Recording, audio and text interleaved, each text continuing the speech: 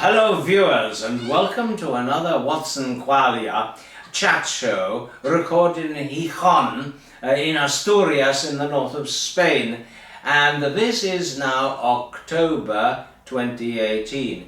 You will hear little noises of squeaking. This is not because there are mice in the room, it is because I am sitting on a rocking chair. And I cannot prevent myself from rocking a little bit, which produces noise.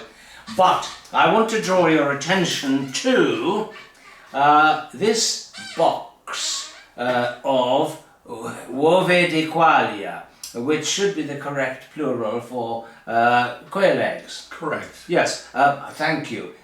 Now, I'm very interested in quaglia. Because he is here, but he produces these beautiful little eggs with coloured patterns on, which I like to eat. And there is no explanation for why the bird, the quail, is called codorniz in Spanish, with a stress accent on the first syllable. This is completely out of keeping with the names of all other birds in Spanish. And as we know, the German word for quail is Wachtel, and the French is Kai, and in Italian it is quaglia. And in Romanian it is prepelița. Yeah, prepelița. This shows the personality of the little birds which run around like idiots in botanical gardens, as for example in Berlin, where I was just recently. And you would think that they would be stood upon accidentally by tourists looking at the gigantic jungle of vegetation, but no, there are prepelița or Wachteln in the case of Berlin. Now, this is actually a normal box for selling quail's eggs. However, what drew my attention is the similarity of this to certain African board games. So that you could move pieces from one place to another place, like this.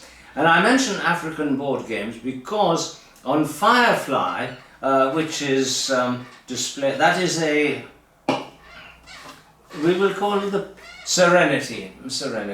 We have been watching all the episodes of Firefly. The little camera is busy resting its self upon the relevant word, and I did notice that they were playing a board game like this in one of the now my plan, due to addiction, is to actually eat uova di quaglia while we are talking to each other. Okay, I cannot eat uova di Watson, but consider it done virtually. Yeah. Now, we were quite interested in Firefly. It is set in a universe which contains, at some time in the past, Earth, which has been lost, apparently. Did you get the impression that... The viewers may not know what Firefly is. This is actually not a real fly which burns, but actually it is a TV series which was broadcasted in the early 2000s, and it was rapidly abandoned because it was not common enough. Yeah, Joss Whedon was the responsible for it, and Firefly was the name of the type of ship which they flew in, and Serenity was the name of the actual ship. Anyway, the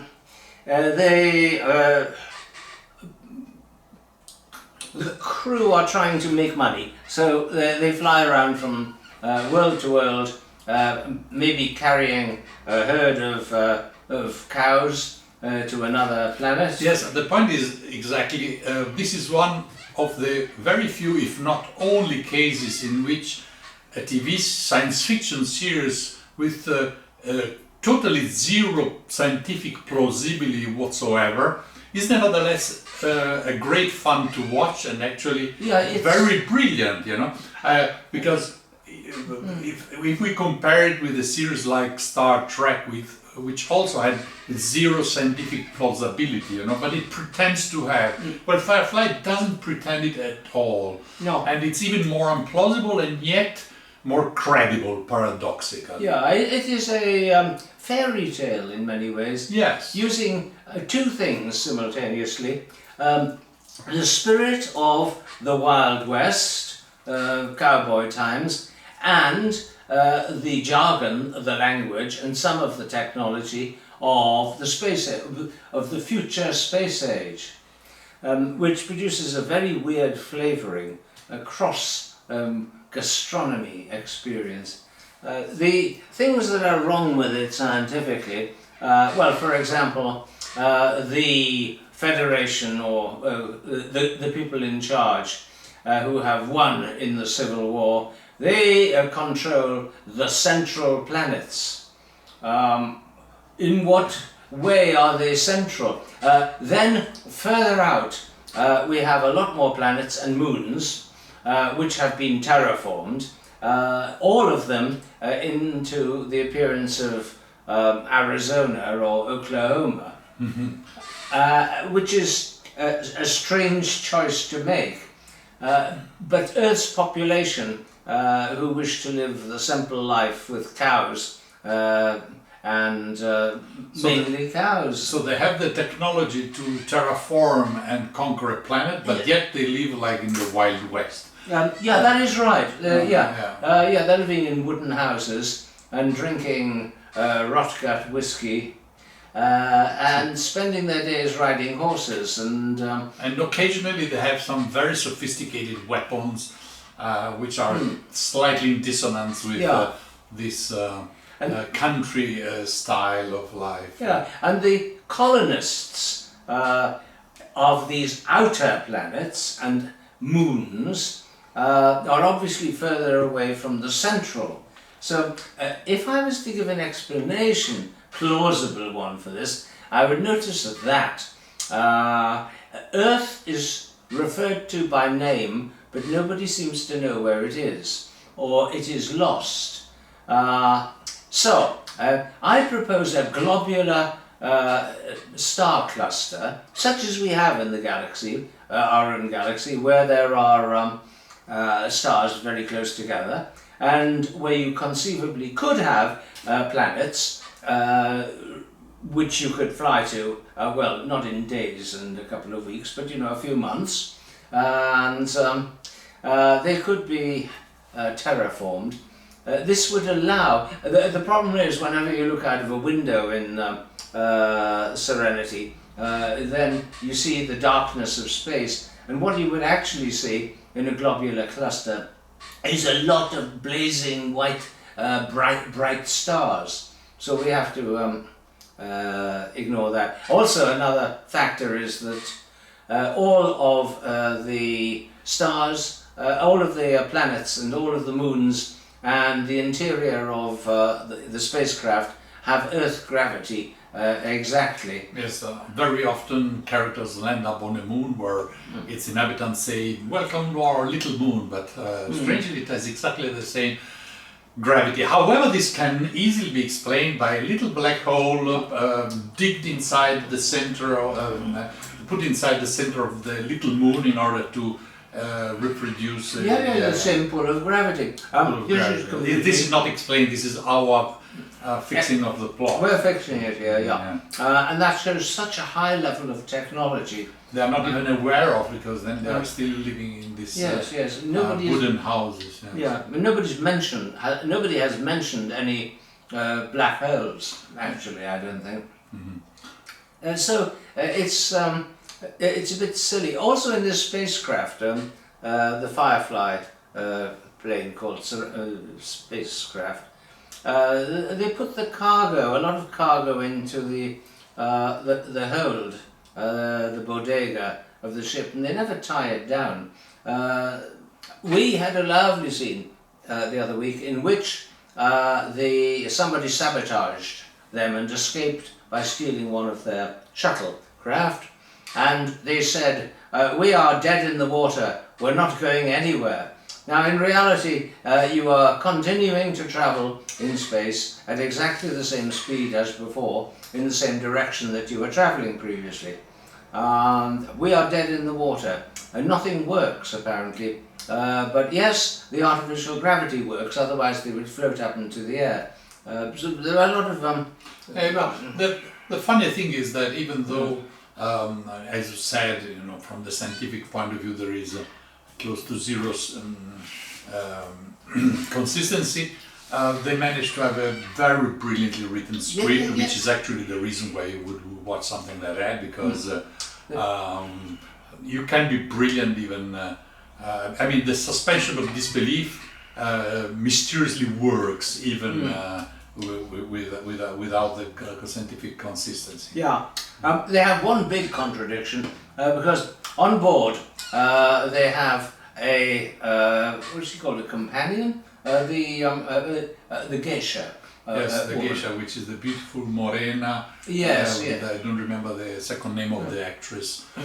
But she belongs to a guild of geishas who have very high esteem in this society, and they charge very high fees to please people. Please people.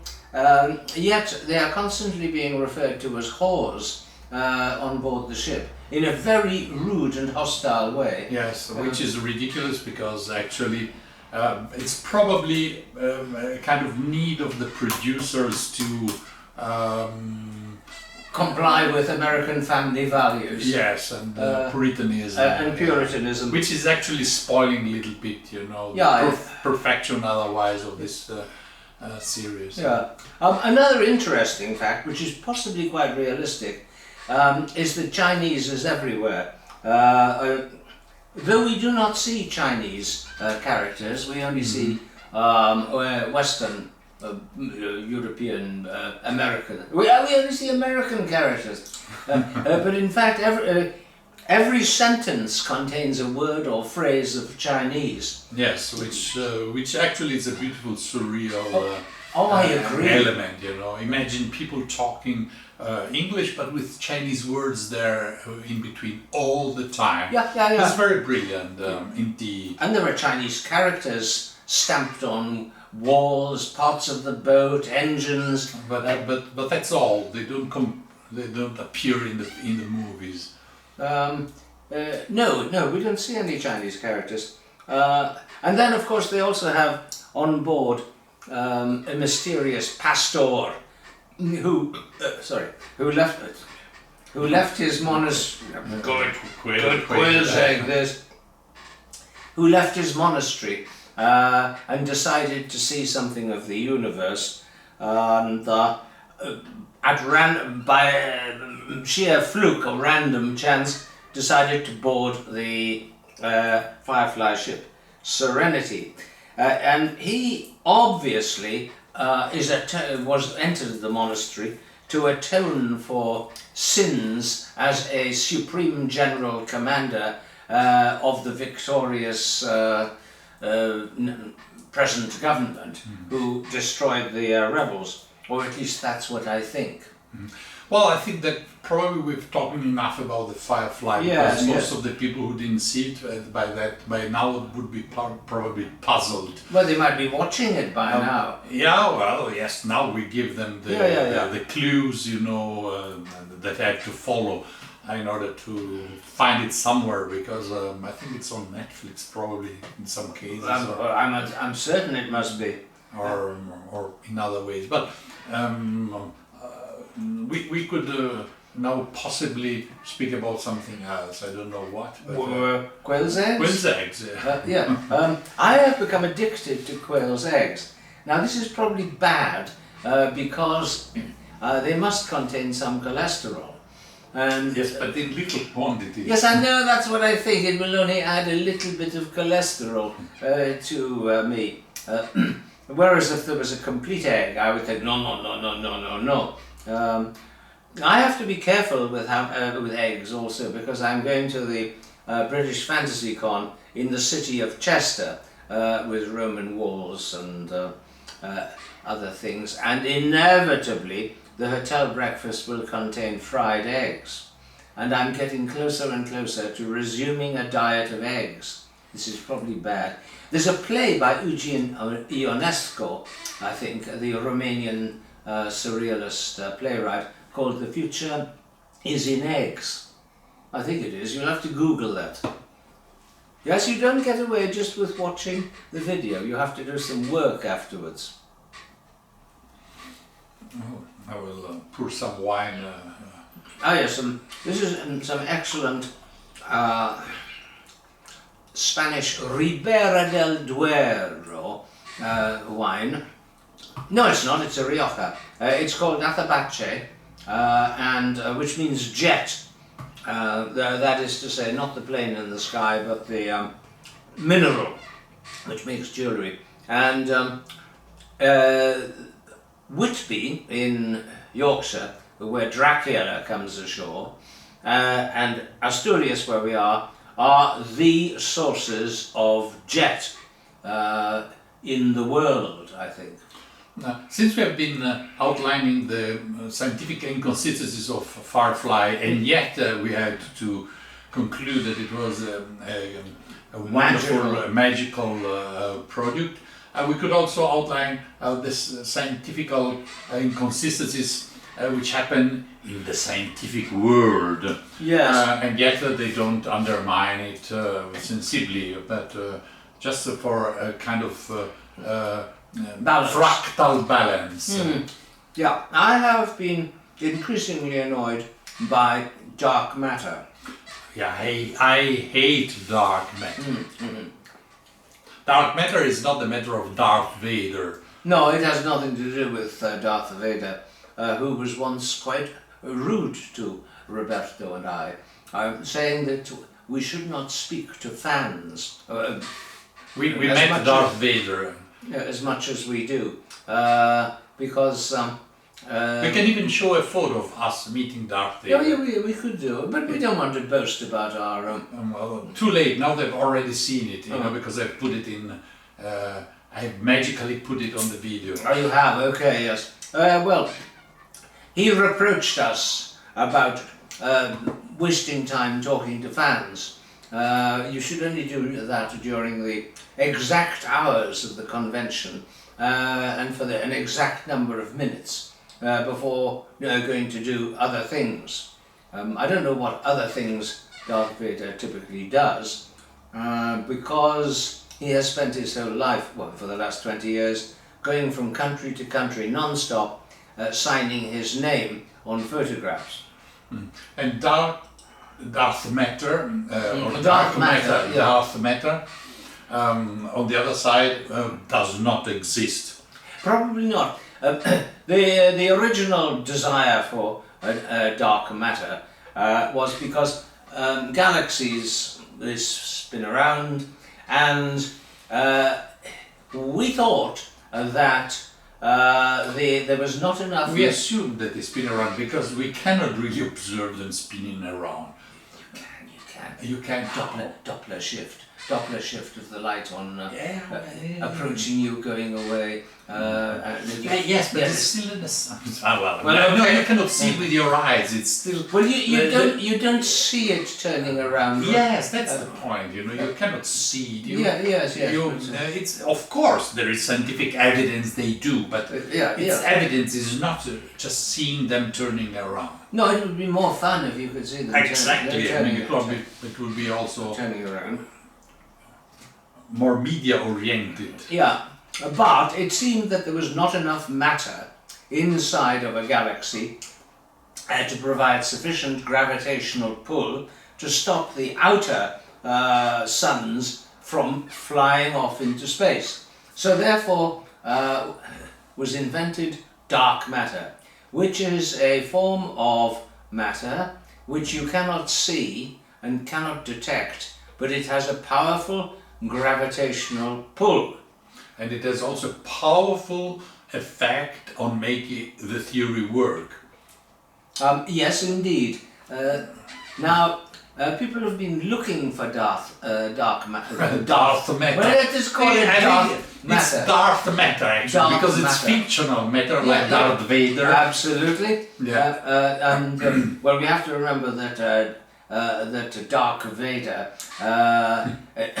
was Darth Vader. Dark Matter, Vader. Darth Matter, and Dark Vader. Because Darth Vader is the Darth Vader that went to the dark side, which is where you have the dark matter. Yeah, and the only aspect of Dark Vader which existed on film was his way of walking, because he used a stunt double for any action, because it could be too dangerous and might spoil his way of walking.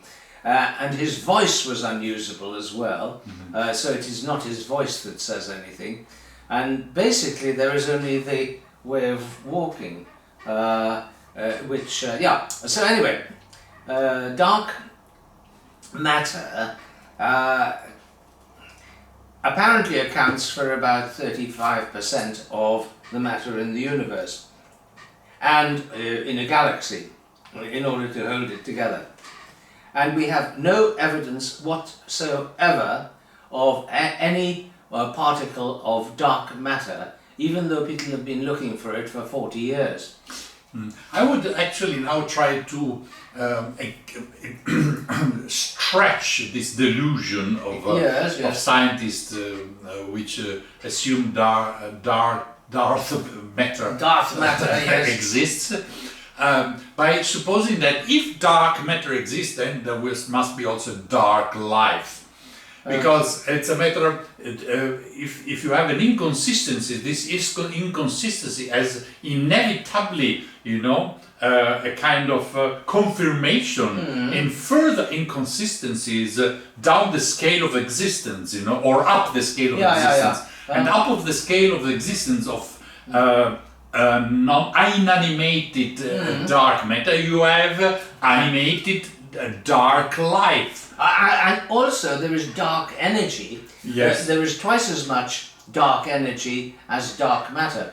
Because in fact the things that you see in the sky, or the stars, are only about that much of the universe, which, if the universe is that size, there's only that much which we can detect. The rest is dark matter and dark energy. And because life is just on the upper scale of the existence of energy, there must be dark life. Dark life. It's a kind of syllogical conclusion, possibly even logical. One where in the realm of nonsense, like mainstream scientists in this specific case seem to be. Seem to be. Say this. Because we cannot be sure. No. Of course, Now, we must not, of course, doubt science. No. No, we should always doubt science, but we should not believe the contrary of science, which is the major mistake. Yeah, because otherwise we will be saying, oh, global warming is good for you, and it is and not. Electricity does not exist. And the other madnesses of the Americans. This is the problem, because science is science because it's falsifiable, so it proceeds by falsifying previous theories. So now we have a kind of scientist, so not a scientist approach of being outraged if somebody tried to falsify a science. The problem is that you have people who actually don't try to falsify science, they try to deny it by principle. So these are the people who believe the contrary of science. They try to deny by shouting. Exactly. Try to them. It doesn't work like that. Falsifying science does not happen by shouting. Of course. And that means basically that they and are also not by statements. Religious and para-religious. And their identity, their sense of identity, depends upon the existence of a phantom god, whose book is much worse than Firefly with regards to internal consistency. And also much more splatter. And much crueler and more sadistic and disturbing. Yes. Yes. I'm going to have another quail's egg now. This fits perfectly into the discussion of dark matter and Yeah, because you see how science. the dark, on the quail's egg, imagine this is the universe. There are the dark, here, take it to our, yeah, there are the dark matter bits, and which occupy about, well, it's only about 10% of the eggshell. We'll call it about 30%. And then there are the white bits, which must be dark energy, even though, because we don't know what it is. But it causes the universe to expand uncontrollably, faster and faster all the time. So if you get fat, this is it's always dark matter which produces that. So this is a perfect excuse for a number of other everyday life situations. We should make a branding in a way this kind of excuse, because it should not be limited only in the astrophysical realm. Oh, absolutely. It could be used in the everyday life. You know? You're expanding yourself because you're eating too much. No, this is dark matter. You know. It is the mysterious appearance of dark matter inside you. Absolutely, yes. And what you need is a dark matter diet, which could be sold ingeniously to people. Yes, how to remove the dark matter from your body. Yeah, it is not true that you have become obese due to eating and drinking hundreds of McDonald's burgers and gallons of Coca-Cola, high-strength sugar. No. You are quite innocent. What has emerged inside you is dark matter. Yes, and then it becomes a crucial mission, actually. To purge dark matter. To purge dark matter, it's like fighting entropy. You know, it's. I wonder if there is also dark entropy, which applies only to dark matter and dark energy. Well, this is a profound thought, and could lead to a Nobel Prize. You have witnessed in real time the emergence of a new theoretical bullshit that will be awarded with a Nobel Prize. Since Obama won the Nobel Prize of Peace, I think that Nobel Prize can be reasonably also bullshit. They did not award the Nobel Prize for Literature this year because of the scandals. Yes, because of sexual scandals within the committee. Within the committee. Which proves actually the assumption I was making about the profound nonsense of the whole Nobel tribal pantomimes. Yeah, I get the idea that people expect or hope for a Nobel Prize for Literature a bit earlier in their careers than used to happen previously. You have to be alive to get a Nobel Prize, but I think in the past you would get the Nobel, apart from Rudyard Kipling, who I think was quite young, you would get the Nobel Prize when you were quite old, and you never knew who would get it. But now it seems as though ordinary mainstream authors sort of expect they can get a Nobel Prize. But I would never have expected to get a Nobel Prize, and indeed I have not received a Nobel Prize yet. I'm very outraged that I didn't get a Nobel Prize too, even though I deeply don't believe in the value that it has, because this is one of the most vulgar, in a way, aspects of the cultural world. The Nobel Prize has achieved its value not because Nobel was a particularly noble person, actually invited dynamite which helped to kill people. But the point is that the Nobel Prize consists in a lot of money. So if we make the Watson and Quaglia Award, which consists in a bottle of wine, people will be moderately happy to receive it, but they will not boast about that too much because they cannot buy anything with a bottle of wine. But Nobel, by creating prize, which actually gives you a lot of money, which is a life-changing amount of money. Yeah, it's about in the million. million, Yeah, yeah. So in this case, the people confuse the usefulness of winning this prize, which is the money, with the intrinsic value from the intellectual point of view of the. There is no relation whatsoever between these two categories. Absolutely. Because there is no reason why the Academy of Sweden, Norway, or these countries where actually they decide one of them is decided in are Norway. better than others. Yeah, and the majority are decided in Sweden, but one is decided in Norway, and I've forgotten which one it is. And there is also one Nobel Prize which does not exist. Which is, for a while I even was mentioning in my articles, the Nobel Prize for Economy. It does not exist. They give the Nobel Prize of Economy, but it was never decided by Nobel that there would be a Nobel Prize for Economy at all. So it's an abuse. It's like tomorrow there will be, for example, the Nobel Prize for Best Pornographic Movie. I mean, it's you just can create new Nobel categories at random, but it was not in the project. I did not know that. Yeah, I discovered it recently. It's an abusive Nobel Prize that somebody came up to say, let's make also the Nobel Prize of Economy. With the same things, I'm almost sure in 20 years from now, because of the same logic that we saw in the film Idiocracy, Yes. we will have the Nobel Prize for the best song. And actually, if we have to be sincere, the first Nobel Prize for the best song, we already have it with the Nobel Prize of Literature given to Bob Dylan. Yes. I can agree he deserves the Nobel Prize, but for the best songs, not for the best literature, because you cannot confuse music with literature. Well, he wrote all the words as well. Yes, but if you read the words without the music, they don't make the same sense. No, this is true. Let's try to take Bob Dylan and read it like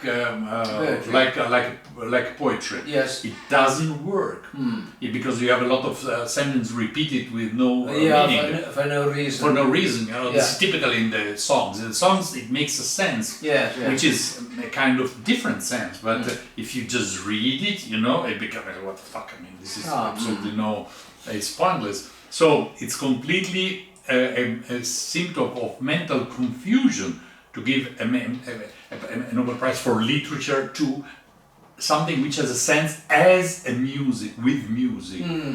Because the next step is to give it with something which has no words at all, it's only music. Yes, that would be the Nobel Prize for music. Yes, but you shouldn't call it for chemistry. Or you shouldn't call it for peace. Yes. Well, peace, they give it really a bit too quickly to Obama. I mean, I thought Obama was really rather good, but as a president and a person. But to give him the Nobel Prize for Peace immediately, without seeing... Well, he bombed only 7 countries. He could have bombed 14 countries. Well, this is the paradox. He made only 7 wars, so actually, I think he killed, as a president, more people in the world than any other president. But it's not bad for getting the Nobel Prize of Peace. After all, also Kissinger got it in the past. We have a lot of war criminals. I think Obama got it because he was dark, like a dark matter, dark Vader, yes. Dark energy. This could be a possibility, but this would imply that the committee of the deciding for a Nobel is racist, paradoxically.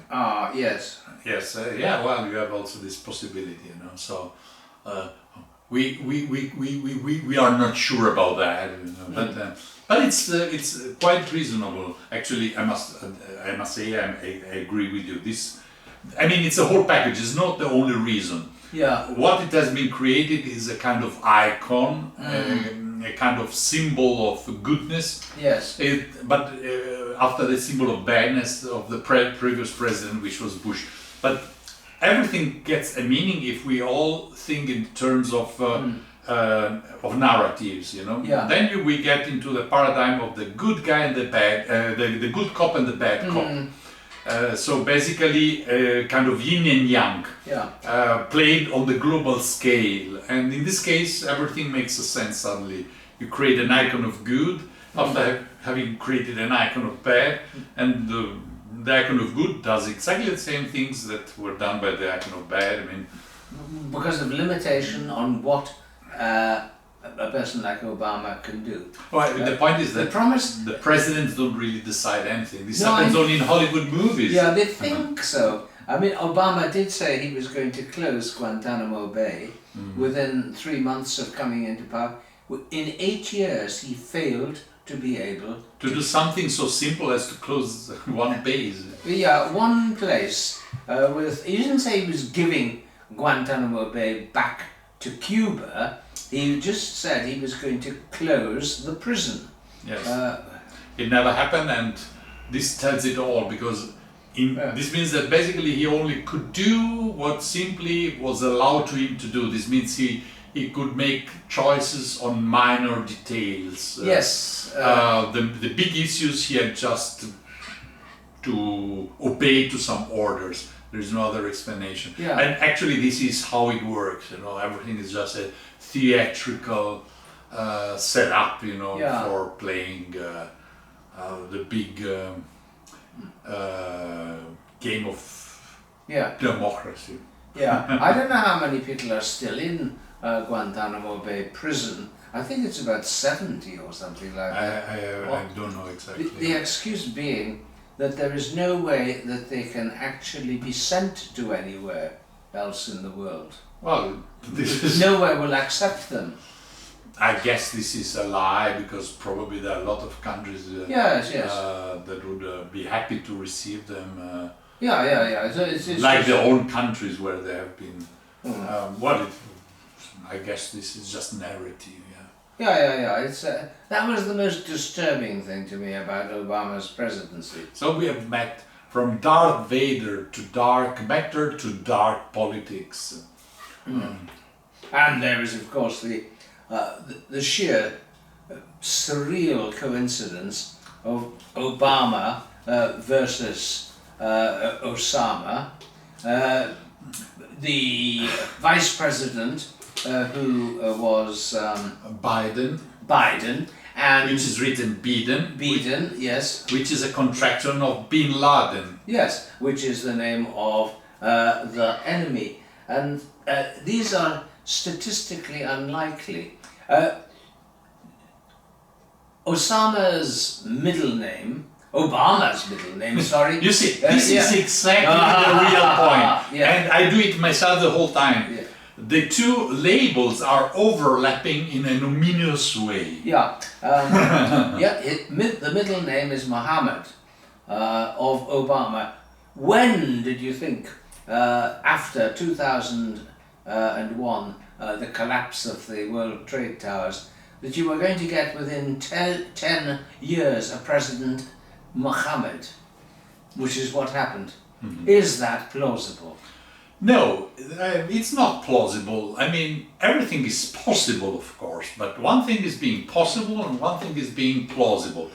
You can win at the lottery once, but when you have too many unplausible things happen, it means you are winning at the lottery 3, 4, 5 times, because each time. Yes. And now people would ask, so which is your conclusion? Well, we are not gurus. We don't.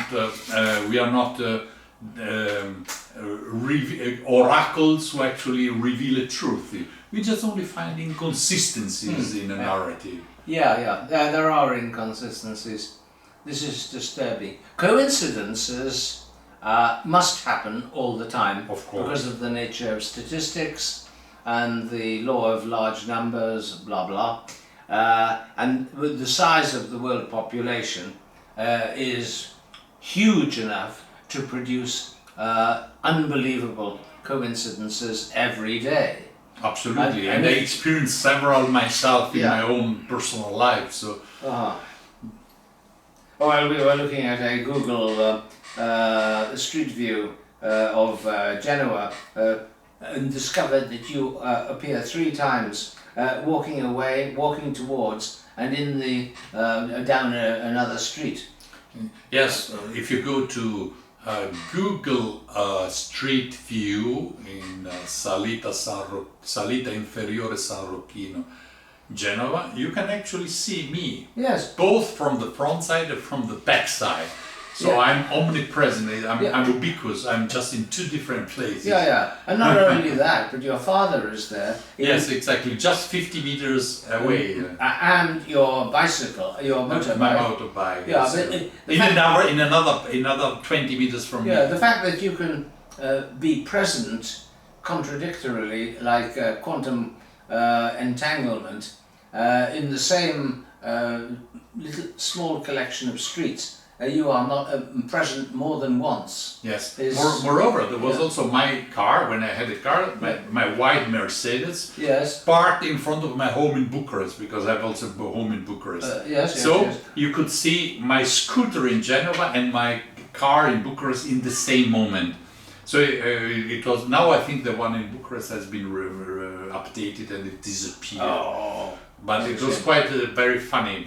Google Street View, it's quite a funny game to play with. You live in Bucharest because of books. I lived. You lived in Bucharest because of books. Yes. Now I am in Gijón. Yes. Of course, I don't live here for a prolonged period of time, but in the present, I'm completely here. Yeah, absolutely. Yeah. This is the high period of experience. Even my feet are still in Gijón. Yes, yes, yes. And your trousers come from Gijón. My houses have been bought in Gijón because I came here without trousers. No, you came here with trousers, but then you got excited and gestured and knocked wine all over your trousers. So I had to buy new trousers. Yes. Unfortunately, we found very good, cheap trousers. Dark trousers. So Dark you see, Vader, dark trousers. So dark matter, dark energy, dark life, dark politics, and dark trousers. Should we mention Darko Suvin? Well, we could. I never met him personally. Oh, I did. He was notorious. Well, okay. I went down to London to meet with Darko Suvin when I was young and naive and innocent, and I ended up buying a meal for him, which was not too bad. But then this happened to many other people, because Adam Roberts likewise went down to Darko Suvin's favourite little extremely cheap hotel, because he was very miserly. Now I don't remember who Darko Suvin is. I remember he's a Croatian Marxist science fiction literary critic, most associated with McGill University, Canada, and science fiction studies. Did he live in Italy for a while? Or? Yes, yes, yes. Now I know. Yeah, because actually when Shackley was living in my home in Genova, and I received an email by Darko Suvin, now I remember, who was living in Tuscany, then if I remember well, and saying, I am in Tuscany, if it would be very important if I meet Robert Shackley, and please take it to me. And I didn't do it, of course. No, and if you buy me a meal as well. Exactly, so I didn't care at all. I mean, why didn't he come to meet him and not because he would not do that kind of thing. I now know this from talking to other people who have had worse experiences than me. For instance, Adam Roberts. Darko Suvin bought a meal for Adam Roberts in the cheapest, worst pizza restaurant nearby to his hotel. And then at the end of the meal he said, Adam Roberts said, we must do this again sometime, in a sort of British way. And Suvin said, oh yes, and you can buy me the meal next time after I treated you so to a feast today. This resulted in poor Adam Roberts meeting Suvin and being walked around the most expensive restaurants in London for 1 hour until Suvin found a French, very upmarket restaurant which had a menu which he said his stomach could tolerate. Oh. This was a very expensive experience for poor Adam Roberts. Oh, I'm so happy I didn't take Shackley to Souvenir in Tuscany with my money and just only to be obliged to take to the most expensive French restaurant in Florence. Well, it might be the most expensive Italian restaurant in Florence, after all, you know. You have to be. Oh, I was so wise, to ignore completely his email, Yes. It happened 20 years ago. It was 20 years ago today when Sergeant Pepper began to play. And this is dark wine. Dark wine. You can see it here in the reflection. And Homer says that the sea is wine dark.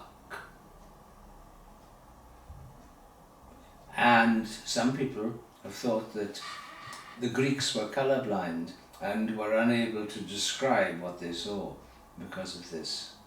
The wine dark sea, which sometimes looks like wine. Anyway, which wine are you talking about? Wine dark sea, dark Greek wine. We don't know what Homeric wine was like. We don't know if it was like Retsina or something drinkable. Well, I think that we have the production of wine has improved the techniques so much by now that... how is that clock correct? There is a clock in the corner and it is correct. I have never seen it operating before, but it is correct. It says it's 1 o'clock. Yes, it is. Look, my watch thinks it is 1 o'clock too. That means it's time to come to the end of the Watson and Quaglia. Our dark conversation. Dark conversations. In 1 minute you will receive the weather forecast for the next 100 years, which you are not going to like very much. So, goodbye till the next time.